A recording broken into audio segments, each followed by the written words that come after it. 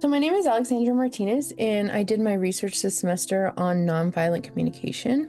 It was for people who have experienced trauma. They don't often learn healthy communication because their communication is modeled on the behaviors of their parents, their caregivers, or others, which can include aggressive or otherwise unhelpful patterns that can create distance, conflict, or misunderstandings in relationships. Nonviolent communication was developed by Marshall Rosenberg, and it is a communication style that emphasizes a person's feelings and needs. Openly stating both encourages empathy, connection, and vulnerability. At the core of nonviolent communication is the idea that when individuals express their needs without judgment of themselves or others, they increase the likelihood that others will respond in kind. This reciprocal vulnerability creates a safer relational space, making it easier for people to lower their defenses and engage in meaningful, compassionate dialogue.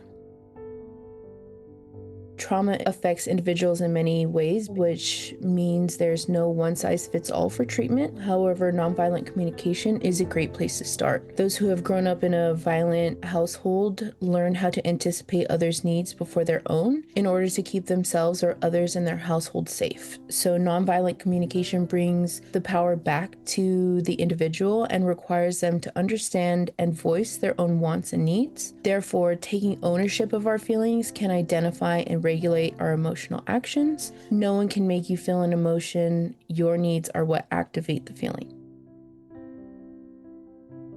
So research from a university in Columbia has shown change begins with compassionate communication. It has been shown to strengthen self-esteem, build resilience, and overall self-concept. And not only does nonviolent communication make a difference in interpersonal communication, it can also change interpersonally as well. In a Florida study, juveniles completing community service participated in a 14-week nonviolent communication group program. And by the end of the program, the youth showed increased empathy, confidence, problem-solving skills, and they were also able to improve their relationships. In another study implementing the 4 components of nonviolent communication, they significantly lowered the amount that criminals were to reoffend. So nonviolent communication can make lasting impacts because it can be used daily and not just in therapy.